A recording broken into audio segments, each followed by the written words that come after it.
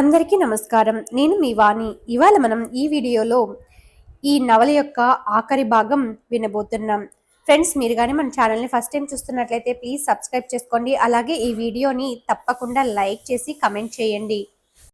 మరో అరగంటకి ప్రియ నిద్రలేచి హాల్లోకి వచ్చింది. నువ్వు బ్రష్ చేసుకుని రిఫ్రెష్ అయ్యిరా ప్రియ. ఈలోగా నేను వాచ్మెన్ని పంపి అందరికీ కాఫీలు తెప్పిస్తాను అన్నాడు డాక్టర్ శ్రీనివాస్.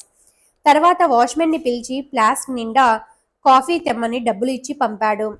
అంతలో ఏదో సందేశం వచ్చి వెళ్తున్న అతన్ని పిలిచి, నిన్న మీ అయ్యగారు నీకు ఫోన్ చేసి మేము వచ్చిన విషయం అడిగారా? ఏమని అడిగారు అని ప్రశ్నించాడు. వాచ్మెన్ మాట్లాడుతూ, ఢిల్లీ నుంచి వచ్చిన వాళ్ళని అయ్యగారి కారు డ్రైవర్ ఇక్కడ దింపి వెళ్ళాడు. అయ్యగారు నాకు ఫోన్ చేసి మిమ్మల్ని మీతో పాటు వచ్చిన వాళ్ళని ఆపవద్దని చెప్పాడు. ఇంకెవరు వచ్చినా గెస్ట్ హౌస్లోకి రానివ్వద్దని చెప్పాడు. నిన్న నేనే ఒకసారి అయ్యగారికి ఫోన్ చేశాను, తీయలేదు. తరువాత ఆయన పిఎస్ఎల్ నుండి ఫోన్ చేసి ఏదైనా అవసరం ఉంటే ఈ నంబర్కి చేయమన్నాడు. ఆ పిఏ నాకు మామ వరుస అవుతాడు. నాకు ఇక్కడ పని ఇప్పించింది కూడా ఆయనే. ఆయన 2 రోజుల నుండి ఇంటికి రాలేదని మా అత్త నాకు ఫోన్ చేసి చెప్పింది. చెప్పడం ఆపి ఒకసారి అటు ఇటు చూసి, ఈ దుర్మార్గుడు మా మామను ఏమైనా చేస్తాడేమోనని భయంగా ఉంది అన్నాడు. ఏమీ కాదులే, ధైర్యంగా ఉండు. ముందు కాఫీ తీసుకుని రా, నీతో కొంచెం మాట్లాడాలి అన్నాడు శ్రీనివాస్. అలాగేనయ్యా అంటూ నమస్కారం పెట్టి వెళ్ళిపోయాడు అతను. ఆ వాచ్మెన్ పేరు రంగయ్య. గతంలో అతని భార్యకు అనారోగ్యంగా ఉన్నప్పుడు శ్రీనివాస్ భార్య డాక్టర్ శ్రీదేవి ఆమెకు ట్రీట్ చేసింది. ఆ పరిచయంతోనే శ్రీనివాస్తో తన అనుమానం చెప్పాడు రంగయ్య. అతను కాఫీ తేవడానికి వెళ్ళగానే లోపలికి వచ్చిన శ్రీనివాస్ అందరితో అతను చెప్పిన విషయం చెప్పాడు. ప్రియ కళ నిజం కాబోయే సూచనలు కనిపిస్తున్నాయి.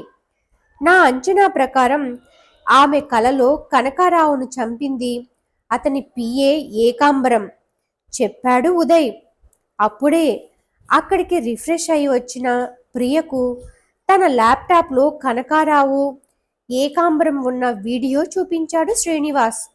చూస్తున్న ప్రియ కళ్ళు పెద్దవయ్యాయి. హత్య గావింపబడింది కనకారావు అని, హత్య చేసింది అతని పిఏ ఏకాంబరం అని తేల్చి చెప్పింది ప్రియ. ఇది ఎలా సాధ్యం? తన పిఏని కనకారావు బంధించి ఉన్నాడు కదా అంది డాక్టర్ శ్రీదేవి. వాచ్మెన్ రంగయ్యకు కనకారావు తన పిఏ ఏకాంబరాన్ని తన ఇంటి కాంపౌండ్లో ఉన్న ఒక సర్వెంట్ క్వార్టర్లో బంధించి ఉన్న విషయం చెబుదాము. కల నిజం కావాలంటే అతను ఏకాంబరాన్ని విడిపిస్తాడు అన్నాడు డాక్టర్ శ్రీనివాస్. ఉదయ్ మాట్లాడుతూ, ఐడియా బాగానే ఉంది, కానీ ఏకాంబరాన్ని విడిపించడం పరోక్షంగా కనకారావు హత్యకు సహకరించినట్లే కదా. విషయం తెలిస్తే మా బాబాయ్ ఏసీపీ ప్రతాప్ గారు కానీ డిటెక్టివ్ పురందర్ గాని మనల్ని తప్పుపడతారేమో అన్నాడు. ప్రవళిక మాట్లాడుతూ, ప్రియా కళ నిజమవుతుందని నిరూపించే ఏ ఆధారాలు మన దగ్గర లేవు. ప్రస్తుతానికి అది కేవలం ఊహ మాత్రమే. ఏకాంబరాన్ని కనకారావు బంధించి ఉన్నాడనేది వాస్తవం. ఆ మాట అతనే డాక్టర్ శ్రీనివాస్ గారితో చెప్పాడు. అతనికి ఖచ్చితంగా ప్రాణహాని ఉంటుంది కాబట్టి మన ఊహ ప్రకారం కనకారావు హత్య చేయబడతాడు అనుకోవడం కంటే ఏకాంబరం బంధించబడ్డ సంగతి రంగయ్యకు చెప్పడం మంచి పని. తరువాత జరగబోయే పరిణామాలకు మన బాధ్యత లేదు. పైగా కనకారావు లాంటి దుర్మార్గుడి గురించి మనం ఆలోచించాల్సిన అవసరం లేదు. తనకు ఏ హాని చేయకపోయినా ప్రియను చంపాలని చూస్తున్నాడు అతను అని చెప్పింది. మీరు చెప్పింది కరెక్టే అన్నాడు ఉదయ్. అక్కడ ఉన్న వారందరూ ప్రవళిక మాటలకు ఆమోదం తెలిపారు. ఇంతలో రంగయ్య ఫ్లాస్క్లో టీ తీసుకుని వచ్చి అందరికీ కప్పుల్లో పోసి అందించాడు. డాక్టర్ శ్రీదేవికి నమస్కరించి, అమ్మా, ఆ రోజు మీరు నా భార్యకు వైద్యం చేసి ఆమె ప్రాణాలు కాపాడారు అని కృతజ్ఞతలు తెలుపుతున్నాడు. శ్రీనివాస్ అతనితో మాట్లాడుతూ, ఏకాంబరం, మీకు మామ వరుస అవుతాడని చెప్పావు కదా. అతన్ని కనకారావు తన ఇంటి దగ్గరే ఎక్కడో బంధించినట్లు మాకు తెలిసింది. మరి ఈ విషయంలో పోలీసులకు రిపోర్ట్ చేస్తావా, మరేదైనా ఆలోచిస్తావా? నీ ఇష్టం అని చెప్పాడు. ఆ కనకారావు ఇంటి పని వాళ్ళలో నాకు కావలసిన వాళ్ళు ఉన్నారు. వాళ్ళ సహాయంతో ముందు మా మామను విడిపిస్తాను. తర్వాత ఏం చేయాలనేది ఆయనే నిర్ణయించుకుంటాడు. ఎందుకంటే కనకారావు గుట్టుమట్లన్నీ అతనికి బాగా తెలుసు అన్నాడు రంగయ్య. అతను బయటకు వెళ్ళిపోయాక అందరూ హాల్లో కూర్చొని ఏం చేయాలో మరోసారి చర్చించుకున్నారు. ఒకవేళ ఏకాంబరం ఇక్కడికి రాకపోతే ఏం చేయాలి అనే విషయంగా మాట్లాడుకున్నారు. ప్రవళికం డాక్టర్ శ్రీనివాస్తో మాట్లాడుతూ, మీరు కనకారావుతో నేను ఉన్న గదిని చూపించండి. నేను ముఖానికి మాస్క్ వేసుకుని పడుకొని ఉంటాను. కనకారావు నా మీద అటాక్ చేయబోయే సమయానికి అతన్ని ఎదిరిస్తాను.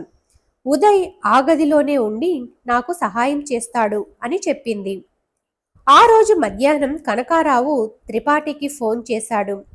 మీ ఇద్దరికి ఫ్లైట్ టికెట్స్ బుక్ చేశాను. మా డ్రైవర్ని అక్కడికి పంపిస్తున్నాను. అతను మిమ్మల్ని ఎయిర్పోర్ట్లో డ్రాప్ చేస్తాడు. మీ పేమెంట్ కూడా అతని దగ్గరే పంపిస్తాను అని చెప్పాడు. త్రిపాఠి మాట్లాడుతూ, భూషణ్ గారి హిప్నాటిజంలో ఆ అమ్మాయి ఎక్కడా మీ గురించి చెప్పలేదు. ఆమెకు మీ విషయాలు ఏవీ తెలియవు అని చెప్పాడు. కనకారావు మాట్లాడుతూ, ఆ అమ్మాయి సంగతి నేను ఆలోచిస్తాను. ఇక మీరు ఈ కేసు విషయం వదిలేయండి అని చెప్పాడు. అలాగే, all the best mister Kanakarao. మళ్ళీ మనం కలుసుకోవడం జరగదేమో అన్నాడు త్రిపాఠి ఫోన్ కట్ చేస్తూ. మళ్ళీ అతన్ని కలవరాం. ప్రియ కళ మీద మంచి నమ్మకమే ఉంది మీకు అన్నాడు భూషణ్.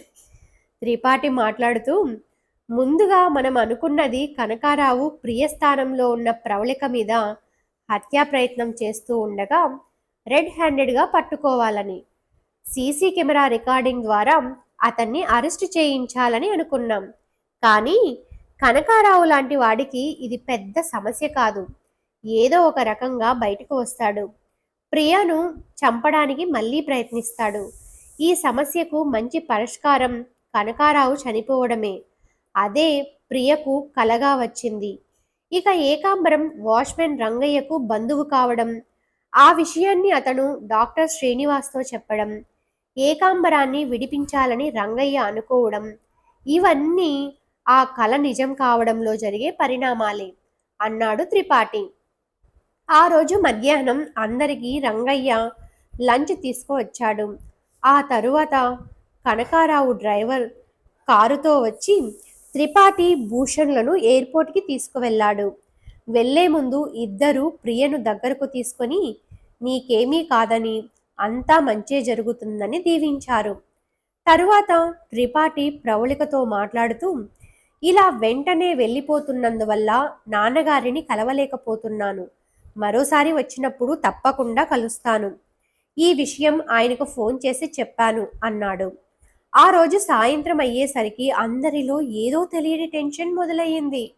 కల నిజం కాకపోతే ప్రవళికకు లేదా ప్రియకు ఏదైనా ఆపద జరుగుతుందేమో, కల నిజమైతే కళ్ళ ముందే ఒక హత్యను చూడాల్సి వస్తుందేమో అని అందరూ ఆందోళన పడ్డారు.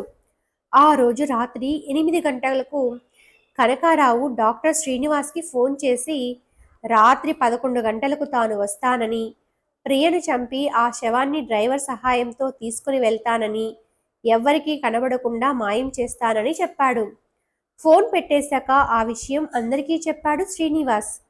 తరువాత బయటకు వెళ్ళి వాచ్మెన్ రంగయ్యను పలకరించాడు. రంగయ్య మాట్లాడుతూ, కనకారావు రాత్రికి ఇక్కడికి వస్తాడట కదా, ఆయన డ్రైవర్తో చెప్పడం విన్నవాళ్ళు నాకు చెప్పారు. ఆయన ఇంటి నుండి బయలుదేరగానే అక్కడ తోటమాలిగా పనిచేస్తున్న మా మనిషి మా ఏకాంబరం బామను విడిపిస్తాడు అని చెప్పాడు. లోపలికి వచ్చి ఇదే విషయాన్ని అందరికీ చెప్పాడు డాక్టర్ శ్రీనివాస్. ఇప్పుడు జరగబోయేది క్లియర్గా అర్థమవుతోంది. కనకారావు వెనకే బయలుదేరిన ఏకాంబరం ఇక్కడికే అతన్ని చంపబోతున్నాడు. అన్నాడు ఉదయ్. ఆ రోజు రాత్రి 11 గంటలు కావస్తోంది. కనకారావు ఆ గెస్ట్ హౌస్ దగ్గరికి వచ్చాడు. డ్రైవర్ని బయటే ఉండమని, తను పిలిచినప్పుడు లోపలికి రమ్మని చెప్పి లోపలికి వచ్చాడు కనకారావు. అతను వచ్చేసరికి ప్రియస్థానంలో ప్రవళిక ఒక గదిలో పడుకొని ఉంది. ఆ గదిలోనే ఉదయ్ కనబడకుండా దాక్కుని ఉన్నాడు. ప్రియ మరొక గదిలో ఉంది. డాక్టర్ శ్రీనివాస్, అతని భార్య శ్రీదేవి హాల్లో ఉన్నారు. కనకారావు రాగానే ఇద్దరూ లేచి నిలబడి విష్ చేశారు. లోపలికి రాగానే ఆ అమ్మాయి ఎక్కడ ఉంది అని అడిగాడు కనకారావు. ప్రవళిక ఉన్న గదిని చూపించాడు శ్రీనివాస్. నేను వెళ్ళి పని పూర్తి చేసుకుని వస్తాను. ఒకవేళ ఆ అమ్మాయి తిరగబడి నన్ను ఎదిరిస్తే ఒక కేక వేస్తాను. నువ్వు వెళ్ళి డ్రైవర్ని పిలుచుకునిరా అని చెప్పి గదిలోకి వెళ్ళాడు కనకారావు. గదిలో డిమ్ లైట్ వెలుగుతూ ఉంది. భుజాల వరకు దుప్పటి కప్పుకొని ముఖానికి మాస్క్ వేసుకొని ప్రవళిక పడుకొని ఉంది. కత్తి చేతిలో పట్టుకొని ఆమె దగ్గరికి వెళ్ళాడు కనకారావు. ఒకసారి ఆమె వంక పరిశీలనగా చూశాడు. చిన్న పిట్టలాగా ఉంది. కత్తి వాడడం ఎందుకు? పీక పిసికేస్తే ఉరివేసి ఆత్మహత్య చేసుకున్నట్లు చిత్రీకరించవచ్చు అనుకొని కత్తిని జేబులో పెట్టుకున్నాడు. అతను మరి కాస్త దగ్గరకు వస్తే పొట్టలో కాలితో బలంగా తన్ని పైకి లేచి నిలబడాలని తయారుగా ఉంది ప్రవళిక. ఇంతలో తన వెనక ఏదో అలికిడైతే వెనక్కి తిరగబోయాడు కనకారావు. అప్పటికే అతని వెనక్కి చేరుకున్న ఏకాంబరం తన చేతిలోని ఐరన్ రాడ్తో కనకారావు తల మీద బలంగా మోదాడు. అమ్మా అంటూ గట్టిగా అరవబోయాడు కనకారావు. అతని నోటి నుండి శబ్దం రాకముందే అతని ప్రాణం పోయింది. ప్రవళిక మంచం మీద నుంచి కిందకి దిగి చాటుగా ఉన్న ఉదయ్ బయటికి వచ్చాడు. హాల్లో ఉన్న డాక్టర్ శ్రీనివాస్, శ్రీదేవిలు కూడా ఆ గదిలోకి వచ్చారు. శ్రీనివాస్ ఏకాంబరంతో మాట్లాడుతూ, ఎంత పని చేశావు? కనకారావును పోలీసులకు పట్టించి ఉంటే సరిపోయేది కదా అన్నాడు. కనకారావు చేసిన నేరాలన్నిట్లో నాకు కూడా భాగముంది. అతన్ని పట్టించినా నాకు జీవిత ఖైదు తప్పదు. అదేదో అతన్ని చంపి నా కసి తీర్చుకుంటే ఆ తరువాత నాకు ఏమైనా పర్వాలేదు అనిపించింది. ఇలాంటి దుర్మార్గుణ్ణి చంపినందువల్ల నా పాపం కొంతైనా తగ్గుతుందేమో. పోలీసులకు ఫోన్ చేయండి. చేతిలోని ఐరన్ రాడ్డు కింద పడేసి చెప్పాడు ఏకాంబరం. ఉదయ్ వెంటనే పోలీసులకు ఫోన్ చేసి ప్రవళిక తన తండ్రికి కాల్ చేసింది. పోలీసులు ఆ ఇంటిని చుట్టుముట్టారు. పారిపోబోతున్న కనకారావు డ్రైవర్ని పోలీసులు పట్టుకున్నారు. పోలీసులకు సరెండర్ అయిన ఏకాంబరం తాను కనకారావును హత్య చేసినట్లు ఒప్పుకోవడమే కాకుండా కనకారావు చేసిన వివిధ నేరాల చిట్టాను కోర్టుకు వివరించాడు. ఆవేశంలో కనకారావును చంపినట్లు కోర్టు నిర్ధారించి ఏకాంబరానికి 2 సంవత్సరాల జైలు శిక్ష విధించింది. తన నేరాన్ని స్వయంగా అంగీకరించడమే కాక అప్రూవరుగా మారి కనకారావు చేసిన నేరాలు తెలియజేసినందుకు ఆ శిక్షను 1 సంవత్సరానికి తగ్గించింది. ప్రియకు ఉన్న అతీంద్రియ శక్తి గురించి ఆమె అనుమతితో పరిశోధన చేయవచ్చని కోర్టు తెలిపింది. హిప్నాటిస్ట్ భూషణ్, డాక్టర్ త్రిపాఠీలు తిరిగి హైదరాబాదుకు వచ్చారు. ఈసారి ఇద్దరు నేరుగా డిటెక్టివ్ పురందర్ గారి ఇంటికి వచ్చారు. ఏసీపీ ప్రతాప్, ఉదయ్లు కూడా అక్కడికి వచ్చారు. ప్రియ, తరుణ్లను అక్కడికి పిలిపించారు. త్రిపాఠి మాట్లాడుతూ, ప్రియకు ఉన్న అతీంద్రియ శక్తి గురించి పరిశోధన చేయడానికి కేంద్ర ప్రభుత్వం నాకు, హిప్నాటిస్ట్ భూషణ్ గారికి అనుమతి ఇచ్చింది. అయితే అందుకు ప్రియ అనుమతి తప్పకుండా అవసరం. అందుకోసమే మిమ్మల్ని పిలిపించాము అని చెప్పాడు. ఈ విషయం గురించి నేను, తరుణ్ మాట్లాడుకున్నాం. ఒక మానవాతీత వ్యక్తిగా ఉండాలనే కోరిక నాకు ఎంతమాత్రం లేదు. నాకు సాధారణ జీవితం కావాలి. నేను, నా భర్త సరదాగా గడపాలి.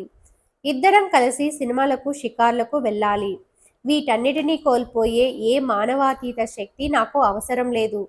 తరుణ్ కోసం బ్రతకడంలోనే నాకు ఆనందం ఉంది అని చెప్పింది ప్రియ. తరుణ్ మాట్లాడుతూ, నాకు కూడా నా ప్రియ కావాలి, నా భార్యగా కావాలి. మీ ప్రయోగాలకు ఒక స్పెసిమెన్గా ప్రియను వాడుకోవడం నాకు ఇష్టం లేదు అన్నాడు. భూషణ్ మాట్లాడుతూ, మీ ఇష్ట ప్రకారమే కానివ్వండి. మీ వ్యక్తిగత జీవితాన్ని హైజాక్ చేసే ఉద్దేశం మాకు ఎవ్వరికీ లేదు అన్నాడు. అందరి దగ్గర సెలవు తీసుకొని ప్రియా తరుణ్ బయటకు వెళ్లారు. వెళ్ళిన 2 నిమిషాలకి తిరిగి లోపలికి వచ్చారు. నాకు ఉందని చెబుతున్న ఈ అతీంద్రియ శక్తి వల్ల మన దేశానికి ఏదైనా మేలు జరుగుతుందని మీకు అనిపిస్తే తప్పకుండా నా మీద పరిశోధనలు జరుపుకోండి. దేశం తర్వాతే నేను, నా కుటుంబం, చెప్పింది ప్రియ. తప్పకుండా ప్రియ, మీ అవసరం వచ్చినప్పుడు మీ సహాయం అడుగుతాము. అంతవరకు మీరు సాధారణ జీవితం గడపండి అని చెప్పాడు detective Purandar. Thanks for watching friends. ఈ స్టోరీ ఇంతటితో కంప్లీట్ అయిపోయింది. ఫ్రెండ్స్, మీరు కానీ ఇంకా ఎలాంటి స్టోరీస్ కావాలనుకుంటున్నారో మాకు కమెంట్స్లో తెలియచేయండి. అలాగే ఈ స్టోరీ ఎలా ఉందో కూడా మాకు కమెంట్ రూపంలో తెలియచేయండి. అలాగే ఈ వీడియోని లైక్ చేయండి. Thank you once again. Thanks for your support.